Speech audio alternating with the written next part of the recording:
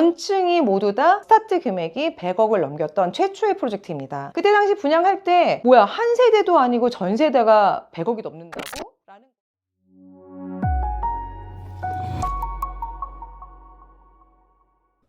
안녕하세요. 부자집TV의 서울미인입니다. 지난 시간에는 하이엔드 오피스텔에 대해서 말씀을 드렸는데요. 오늘은 그 2탄으로 하이엔드 아파트에 대해서 말씀을 드려볼까 합니다. 보통 하이엔드 아파트 하면 나인원남, 마크로 서울 포레스트, 더일, 트리마제 같은 여러 개의 동이 있는 몇백 세대 단위의 아파트를 많이들 생각을 하실 텐데요. 오늘은 그런 단지형의 아파트를 제외하고 30세대 미만의 금액은 굉장히 비싸지만 프라이빗함을 강조한 한 동짜리 아파트에 대해서 이야기를 해보도록 하겠습니다. 하이엔드 오피스텔의 본격적인 시작이 네이처 포엠이었다고 지난 시간에 말씀해 주셨는데요. 네, 맞아요. 그렇다면 하이엔드 아파트의 제대로 된 시작은 언제였을까요? 상직 하일룸 시리즈였다고 생각이 듭니다. 상직 하일룸 시리즈는 올림픽 대로를 타고 가다 보면 저거 뭐야 하고 되게 웅장하게 서 있는 시리즈인데요. 상직건설에서 최상위 고급 브랜드로 런칭한 걸로 2003년에는 상직 하일룸 1차가, 2006년에는 상직 하일룸 2차, 2009년에는 상직 하일룸 3차 전부 다 청담동의 한강뷰가 보이는 라인 쪽으로 해서 들어섰어요. 그게 아마 우리가 생각하는 한 동짜리의 고급스러운 하이엔드 아파트의 시초라고 볼 수 있습니다. 마크힐스라든가 빌 폴라리스 등 이어서 들어서면서 청담동이 하이엔드 아파트의 밀집 지역으로 또 한 번 거듭나게 되었죠. 지금 말씀드린 것들이 2000년 초반에서 2010년 정도에 들어섰는데요. 2008년에 금융위기로 인해서 한동안은 하이엔드 아파트의 공급이 또 없다가 2016년 청담 효성 101의 분양을 시작으로 다시 기지개를 펴기 시작을 했습니다. 그 이후 청담동의 PH129, 에테르노 청담, 한남동의 파르크 한남 등이 연이어서 분양을 시작을 했고 성공적으로 분양을 마쳤죠. 제가 가장 눈여겨봐야 된다고 생각하는 프로젝트는 에테르노 청담입니다. 에테르노 청담은 2019년에 분양을 시작을 했었는데요. 이 프로젝트가 개인적으로는 하이엔드 아파트의 분수령 같은 역할을 했다고나 할까요? 이전에 분양을 했었던 상품들은 분양가가 평균적으로는 기준층 기준으로 70억에서 한 80억대 정도였어요. 물론 펜트하우스 경우에는 PH129 같은 경우는 250억, 파르크 한남 같은 경우에는 두 채 합쳐서 340억에 거래가 되었다라고 알려져 있긴 한데요. 에테르노 청담은 전층이 모두 다 스타트 금액이 100억을 넘겼던 최초의 프로젝트입니다. 그때 당시 분양할 때 뭐야, 한 세대도 아니고 전 세대가 100억이 넘는다고? 라는 거에 모두들 놀라워했었고, 시장의 반응은 처음에는 어이없어 했어요. 미친 거 아니냐, 100억이면 건물을 사지 무슨 집이 한 채에 100억씩 하는 게 전부 다 말이나 되느냐라고 해서 왈가왈부 했었는데, 근데 결론은 어떻게 되었느냐, 하나둘씩 분양이 되기 시작을 하면서 에테르노 청담은 굉장히 성공적으로 분양을 마무리했습니다. 특히나 펜트하우스가 300억이라는 19년에 엄청난 금액으로 분양을 해서, 게다가 이제 호화주택이었거든요. 그러면 취득사랑 고민을 해봤을 때는 너무나 비싼 금액이었기 때문에 마지막까지 안 팔리다가 나가지 않을까라고 생각을 했는데, 웬걸? 생각보다 빨리 300억의 펜트하우스가 분양이 바로 되었어요. 그래서 그때 후문으로는 아깝다, 내가 저거 하려고 했는데, 그러니까 되게 눈여겨봤던 고객들은 많았던 거죠. 어느 누구도 300억의 펜트하우스를 분양받지는 않았었기 때문에 내가 저 최초 타이틀을 가질 것이냐 말 것이냐에 돈 많으신 분들이 많이 고민하고 저울질 하다가 결국은 빠르게 분양이 되면서 아쉬워하셨던 분들이 굉장히 많았다라는 후문이 있었습니다. 에테르노 청담과 더불어 말씀드리고 싶은 또 다른 프로젝트는 아페르 한강입니다. 아페르 한강은 청담동이 아닌 용산구 서빙고동에 위치해 있는데요. 서빙고동은 뭐지? 라고 할 만큼 낙후되어 있고 고급주거 상품이 어울리지는 않는 동네였어요. 근데 저는 아페르 한강을 봤었을 때 이거는 되게 잘 되겠다 라고 생각을 했었는데요. 그 이유는 첫 번째는 상대적으로 저렴한 분양가였습니다. 물론 입지가 빠지긴 하지만 하이엔드 상품임에도 불구하고 스타트 금액이 40억대부터였어요. 펜트하우스가 100억대 초반 정도로 구성이 되어 있으니 굉장히 금액이 저렴해 보이잖아요. 두 번째는 그 어디에서도 볼 수 없었던 전세대 테라스 하우스로 설계가 되었다는 점입니다. 이 설계를 누가 했느냐? 그 당시에 텔레비에 굉장히 유명세를 많이 타셨고 지금도 굉장히 유명한 유현준 교수님이 아페르 한강을 설계를 하셨는데요. 하이엔드 아파트에는 살고 싶지만 말도 안 되라는 금액으로 보셨던 분들이 이 상품을 볼 수 있겠구나, 찾겠구나 라는 생각이 있었습니다. 전세대 남양 배치에 한강뷰가 시원하게 나오고 그러면서도 상대적으로 저렴하고 유엔사 부지라든가 한남 5구역 바로 옆이기도 하고 용산 민족공원까지 걸어갈 수 있다는 여러 가지 호재들과 더불어 아페르 한강은 주변의 우려에도 불구하고 빠르게 완판이 되었습니다. 입주를 하면서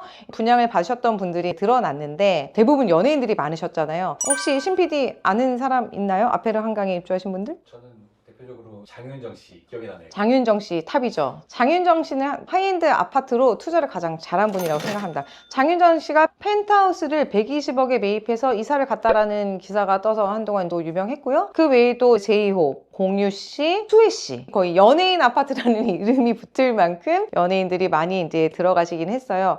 분양가가 40억에서 100억대 초반이었던 게 현재 시세는 전세대가 이제 100억이 넘고 펜트하우스는 한 200억대 정도로 형성이 된다고 보시면 될 것 같습니다. 에테르노 청담과 아페르 한강이 분양이 된 이후로는 별게 없었어요. 왜냐? 이전에 말씀드렸던 하이엔드 오피스텔이 광풍이 불기 시작을 했기 때문에 대형 평형보다는 투자를 위주로 하는 하이엔드 오피스텔이 공급이 엄청나게 많이 됐다가 2023년 초에 다시 대형 평형의 공급이 재개되기 시작을 합니다. 첫 번째 포문을 연 건 더 팰리스 73이었어요. 더 팰리스 73을 시작으로 해서 삼성동의 라브르 27, 도산공원 앞에 위치한 더 피크 도산, 잠원동의 아스턴 55, 그리고 논현동의 포더바이 펜디카사까지 굵직한 대형의 하이엔드 아파트 프로젝트들이 선보이기 시작했습니다. 하이엔드 상품들이 상당히 많죠. 이 모든 프로젝트가 다 진행이 되고 있나요? 그렇지는 않습니다. 되는 것들은 되고 안 되는 것들은 안 되는데요. 이 시기에 들어섰던 하이엔드 아파트 프로젝트는 사라진 것까지 하면은 한 10개 정도가 되더라고요. 평균가로 보자면 100억 후반에서 200억대가 평균치가 되고 펜트하우스 같은 경우에는 700억, 800억 정도까지 금액이 진짜 어마어마하게 커진 거였죠. 전 재산이 200억인데 200억짜리 사진 않을 거 아니에요. 최소한 제가 봤을 땐 3배, 4배 이상의 자산이 있으신 분들이 뭐 이 정도로 살 수 있는데, 물론 대한민국의 부자가 많고 계속 증가는 하고 있지만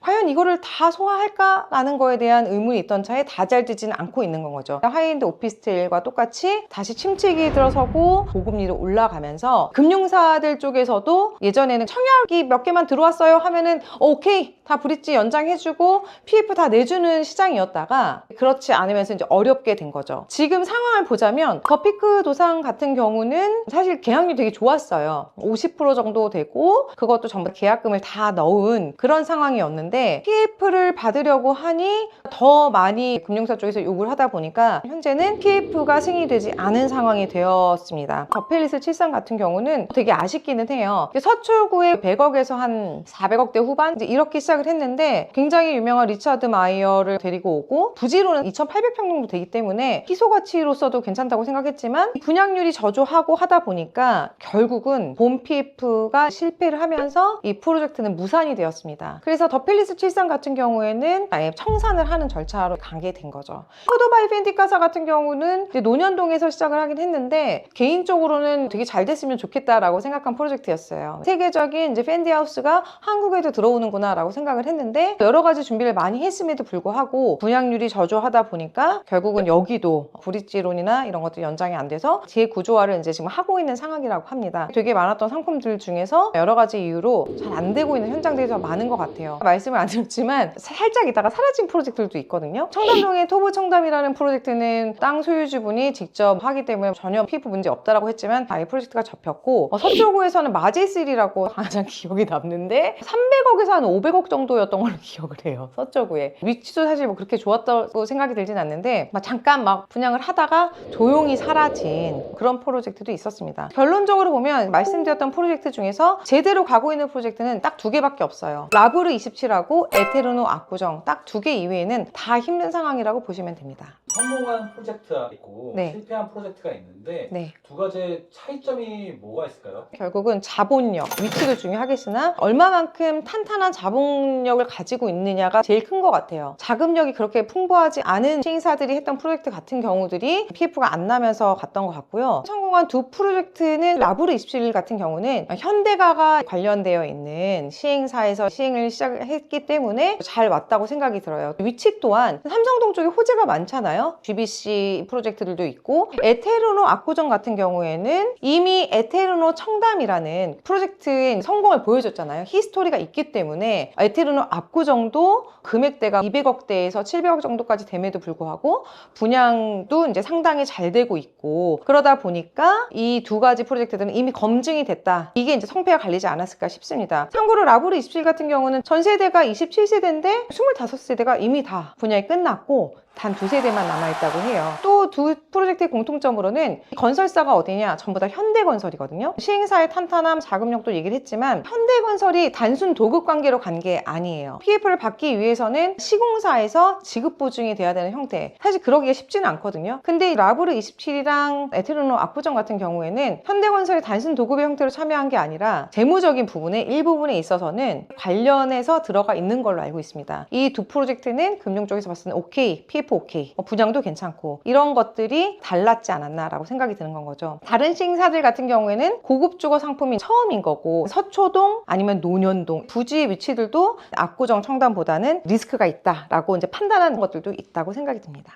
저번 시간에 하이엔드 오피스텔 시장은 많이 힘들 힘들죠. 거라고 얘기해 주셨는데 하이엔드 아파트 시장은 향후 전망을 어떻게 생각하시나요? 그래도 오피스텔보다는 낫지 않을까라고 생각을 합니다. 하이엔드 오피스텔은 정말 수십 개가 이제 들어섰고 입주 안 한 것도 있다고 말씀을 드렸잖아요. 사실 10%만 가지고서 레버리지를 써서 투자를 하는 투자 상품이었기 때문에 앞으로도 좀 더 힘들 것 같다라고 얘기했지만 지금 말씀드린 이 수백억대 하이엔드 아파트 상품은 진짜 돈이 많으신 분들이 아니면 못 사는 상품이에요. 200억, 300억, 700억 이런 것들도 그 중간에 대출 없이 다 잔압을 해야 되는 구조고 대부분 이런 상품을 사시는 분들은 실거주의 목적으로 보시는 분들이 더 많기 때문에 시장의 성격이 달라서 그보다는 나을 거라고 생각이 들긴 합니다. 말씀드렸던 거에서 살아남은 프로젝트는 현재 시점은 2개밖에 없다라고 말씀을 드렸지만 포더바이 펜디카사나 더펠리스 73 부지라든가 이런 현장들도 결국은 뭔가 손바뀜이 되면서 다시 가지 않을까라는 생각이 좀 들기는 해요. 물론 또 모르는 거긴 하지만요. 그래서 시간은 좀 걸리겠지만 하이엔드 오피스텔보다는 나쁘진 않을 것 같다라는 생각이 들고요. 이후에 나오는 상품들이 또 뭐가 있느냐라고 보면 삼성동 인근에 한강뷰를 보이는 쪽으로 해서 들어서는 거 하나, 마포의 한강뷰를 바라보면서 들어서는 프로젝트 요 2개 정도가 있고 이후로는 없거든요. 오히려 이제 규모가 큰 상품들이 예정이 되어 있어요. 유인사 부지에 들어서는 더 파크사이드 서울이 있고 성수동에는 삼표 부지 그리고 아크로포레스트와 갤러리아 포레 쪽에 이제 위치한 구형 부지 크게 3개가 예정이 되어 있거든요. 근데 이 부지들에서 복합 개발의 형태로 나오는 거에는 오피스텔도 들어가고 아파트도 분명히 들어가요. 여기 들어가는 아파트의 금액들은 지금 우리가 예상하고 있는 금액들을 훨씬 뛰어넘을 가능성이 높습니다. 지난 시간 하이엔드 오피스텔에 이어 오늘 하이엔드 아파트까지 이렇게 다 정리를 해봤는데요. 이 내용과 관련해서 궁금한 점이 있으시면 댓글로 달아주시면